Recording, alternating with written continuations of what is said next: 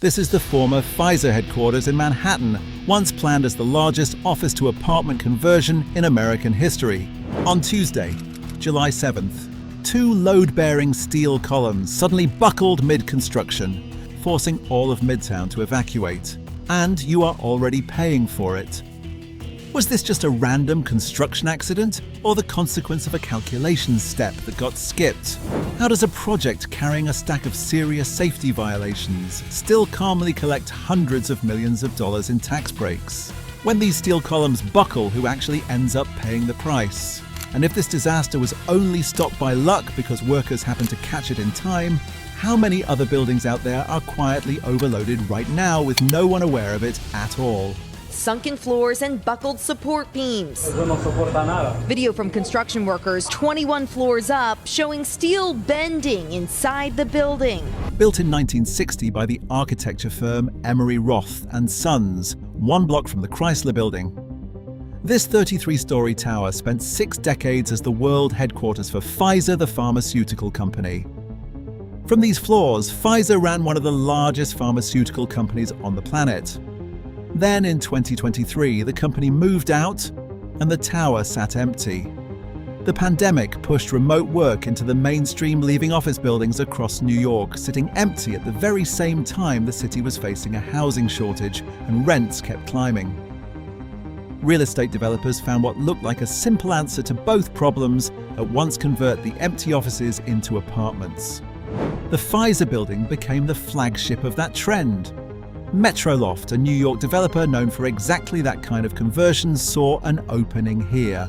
The plan: 1,602 apartments, 400 of them below market rate, the largest project of its kind in the country. That was the plan. Here's what actually happened. The moment they feared a skyscraper collapse. I live right around there, so scary, but I trust people in charge to fix it and get it right. At 8 in the morning on July 7th, a steam fitter and union shop steward named Sean Dow noticed a crack running through the concrete slab on the 22nd floor, wide enough to make him stop. Cracks happen on job sites, and a man who has spent his life on them has seen thousands that meant nothing. He took a photo anyway, then went downstairs to see what was holding that slab up. On the 21st floor, he found a steel column bent out of shape. I was there with a group of general contractors, and we decided it was time to evacuate the building, he said later. Around the same time, callers told the fire department bricks were falling from the building outside. Within the hour, the city had sealed off 5 blocks around Grand Central, evacuated 9 neighboring buildings, and a school.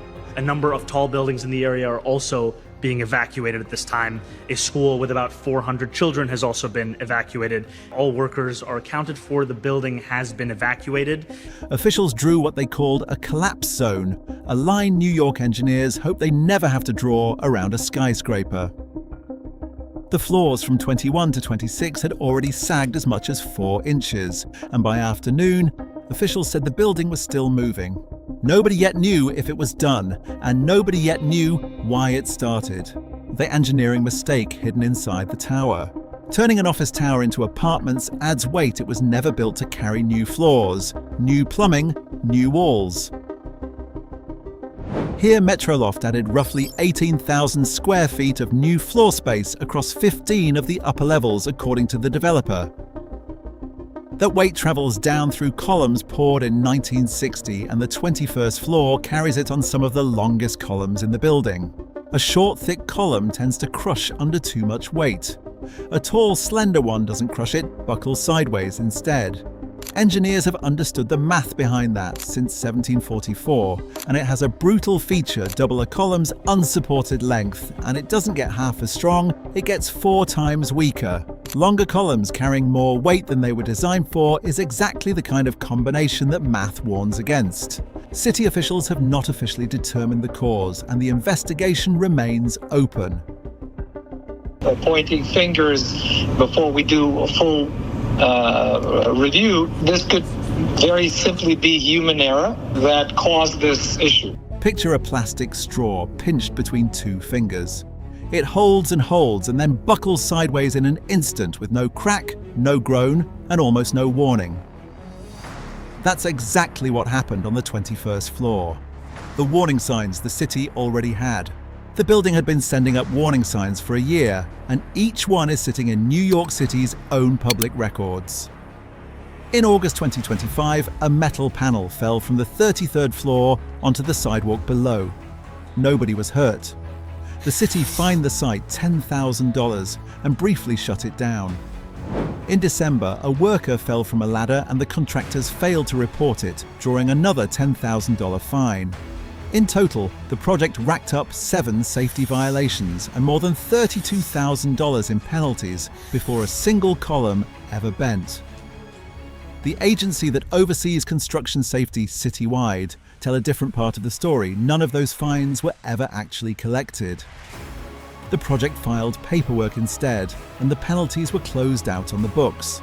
So who was actually checking the checkers the city was on paper? The money kept moving anyway. The city is now investigating everyone's role in the project, including the developer, Metro Loft. New York approved this project for a tax break under the city's $467 million program, up to 90% off its property taxes for 35 years, worth an estimated $467 million, in exchange for a quarter of the units being affordable. That's the kind of money usually earmarked for a school or a subway line, not a single apartment building. Behind it sits a financing stack built for speed. That pace didn't stop for warnings. It didn't stop for people either. Right in between those two citations, a construction worker named Wilmer Cabrera Rojas was working inside this building when the wood platform beneath him gave way. He fell and suffered what his lawsuit calls a grave injury. He is suing Metro Loft and the site's ownership, and the case is still active in New York State Court. One man fell months before 2 columns did. Same site, same pace, same pattern of things, giving way before anyone expected. And here's the part nobody wants to answer. The Department of Buildings has now ordered the owner to bring in an independent engineer for a forensic investigation, examining the developer, the contractors, and the private inspectors who signed off along the way. The city's Department of Investigation, its independent watchdog agency, has opened a separate inquiry of its own. This is clearly a breakdown in that process, Mayor Zoran Mamdani told reporters after the buckling. Roughly 400 children were moved out of a summer program a block away. A restaurant on the ground floor of a neighboring building is still closed under a city evacuation order days later. None of these people work on the Pfizer conversion. They just happen to be standing near it. None of that displacement fixed itself. Overnight workers starting emergency repairs after drones had captured what appears to be a slight lean to the building. There's a mirror for how this happened a short walk from here.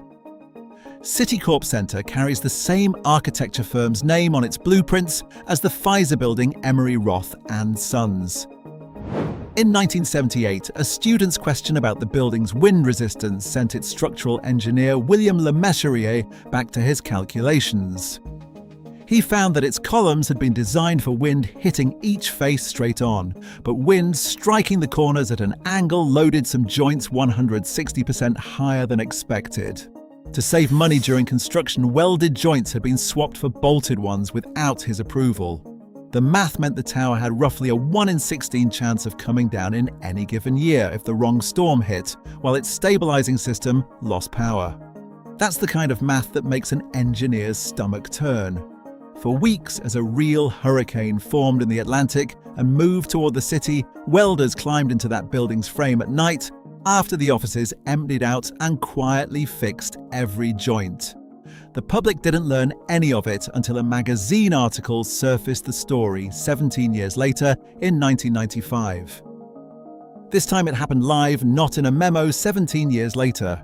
One missed reinforcement step buckled the largest housing project in US history.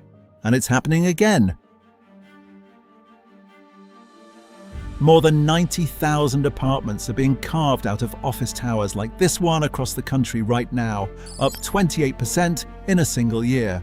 Every one of those conversions is a bet that today's engineers understand a decades-old building better than the people who built it, usually working from drawings that don't quite match what's actually inside the walls.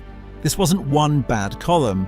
It was a system that approved the tax break and kept collecting fines it never actually collected without ever pausing the work. Nathan Berman told reporters this building was never at any real risk of collapse, calling the damage a localized problem touching less than 4% of the structure. That's not what the city said. The same afternoon it drew a collapse zone around the block. Nobody who approved this project is being asked to explain which version was true. Citicorp Center was saved because one student's question happened to reach the right engineer in time. This building was saved because one steam fitter happened to look down instead of walking past. You never know if the next project will have the same luck. The project you just watched took years to fail publicly. The next one on this channel took longer and cost more. Subscribe because by the time it makes the news, it's already too late. Comments are open. Name your city.